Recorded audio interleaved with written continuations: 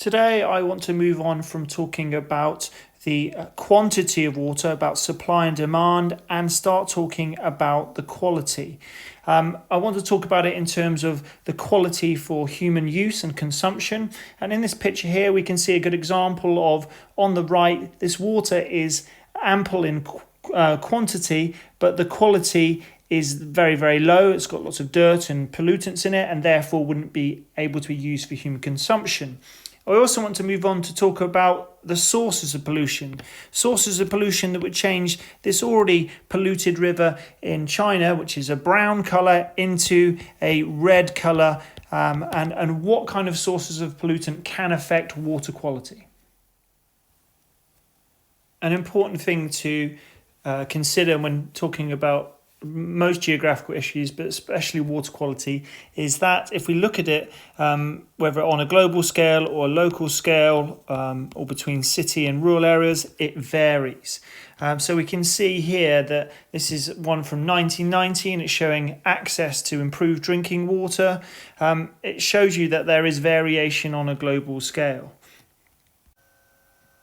We can see in 1990 that in parts of Africa, West Africa particularly, there are regions which have somewhere between 0 and 50% of the population don't have access to these improved drinking water. And what that means essentially is water that is piped on premises, or water sources like boreholes and standpipes and wells that are actually of a good quality. Meanwhile, in the rest of the world, whether it's North America or most of Europe and even South America and Oceania, these are all areas that have, very, very high access to good water sources. However, water quality doesn't just stay at one set level, it changes over time. We can see that as we go through the 90s, as these countries in Western and Central Africa suddenly go up from being 30 and 40% of access to water, and now by the time we get to 2015, they have over 60, 70%, and pretty much nowhere in the world, with the exception of a couple of isolated countries like Angola, have less than 50% having access to improved drinking water. We can therefore say that over the last 25, 30 years, that water quality on a global scale has gradually improved, but there is still variation between the richest and the poorest countries in the world. So we saw in the last graph that many developing countries still have some poor water quality. Why is this? Well, one of the reasons might be due to a lack of resources or finance. And because they've got less money being available to them, then there's less money available to treatment of water, which means lots of water goes untreated, and therefore, water quality can be low. You also will get less restrictions in many developing countries. As we can see on this right picture, the pollution is dumped straight into the river. And because those pollutants are dumped, it basically will cause all sorts of problems and diseases in the water. So again, the quality goes down.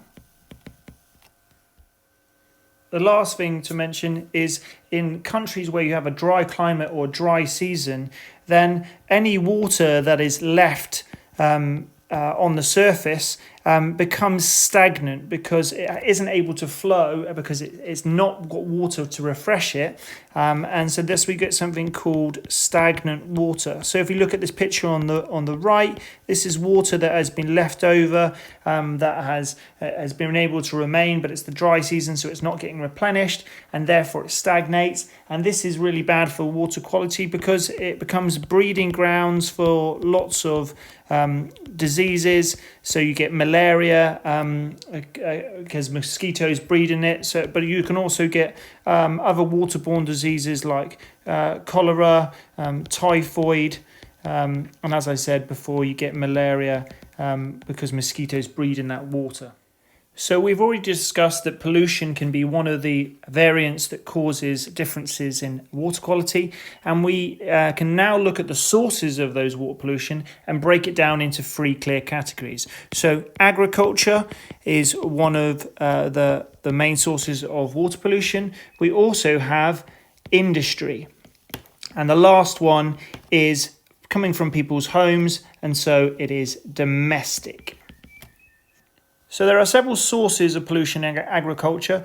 Fertilizers in this top left picture, once they're spread across the land, they will over time seep down into the ground and seep into the groundwater. And once they're in the groundwater, they can therefore make their way into rivers and take all the kind of nitrates with them, which causes problems with the water quality. We also have something called slurry. Slurry is a combination of cow manure and water. And that, again, once it's spread on the fields, that can just run off straight into rivers. And again, the chemical composition of the manure adds a new chemical element to the rivers, which causes the quality to go down. The last one is deforestation. When we cut off the trees, we remove that interception layer, and therefore you get lots and lots of runoff. When we got lots of runoff, we get this soil and silt that's on the surface, and that is carried all the way to the river. And again, once we add that kind of extra element into the river, you have really serious effects for the kind of aquatic life, but also for human consumption. If water has got a lot of silt in it, then it is not fit for human consumption. With industry, we again have a couple of sources.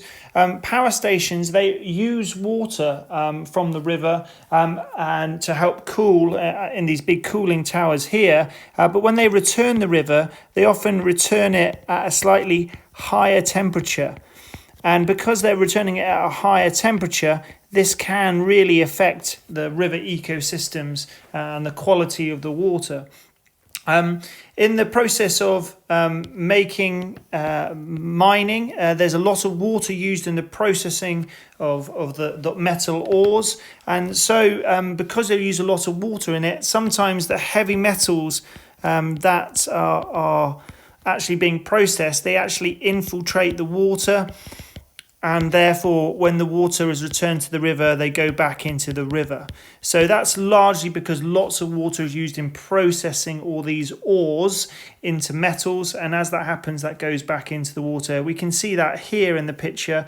This is where it's gone red because there's a lot of iron and various other kind of chemicals that have gone into the water, which will severely affect the water quality. Last but not least is sometimes you get industry which will intentionally or accidentally dump oil and various other chemicals through spillages. And again, as we can see here, this has a detrimental effect not just on the water, but we can see in this top picture that it actually can have effect on aquatic and bird life. So last of all is the domestic sources of pollution.